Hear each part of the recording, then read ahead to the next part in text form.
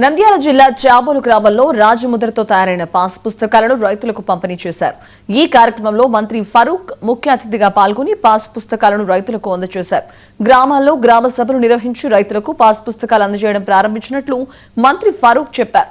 ప్రతి నెల 9వ తేదీన రీసర్వే పూర్తయిన గ్రామాల్లో కొత్త పాస్ పుస్తకాల పంపిణీ కార్యక్రమం జరుగుతోంది. గత వైసీపీ ప్రభుత్వం వైసీపీ నాయకులు రంగులతో పిచ్చిగా కోట్ల డబ్బు దుర్వినియోగం చేసిందని మంత్రి ఫరూక్ మండిపడ్డారు. ఈ కార్యక్రమంలో జిల్లా కలెక్టర్ రాజకుమారి, ఆర్టీఓ సిబ్బంది పాల్గొన్నారు.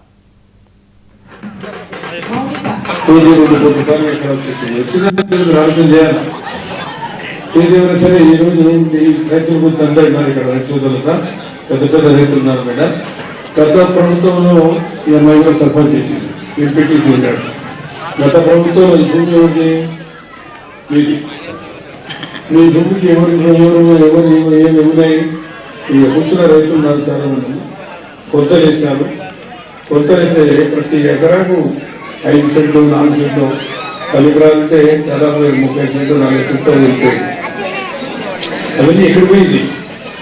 దాంట్లో మేము ఏం చేశాము? చంద్రబాబు నాయుడు గారు ఎవరి ఫోటో వద్దు, పొలం భూమి మీది, మా ఫోటో ఎందుకు కదరు? అవసరం లేదు కదా. అన్ని తప్పులు జరిగాయి.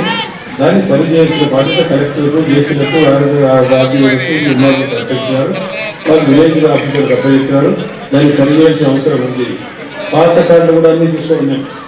కలెక్టర్ గారు చెప్పారు, అమ్మ పాత కార్డులు అంతా మనం లీడర్ చేస్తే దాన్ని దహనం చేసి రోజులు పెట్టి కొత్త కార్డు మనకి తొందరగా కొత్త కార్డులు మనం సర్వే చేసి రైతులు అన్యాయం జరిగినప్పుడు న్యాయం చేసిన ప్రభుత్వం అందరూ కర్తవ్యం బాధ్యతగా స్వీకరించాల్సిన అవసరం ఉంది.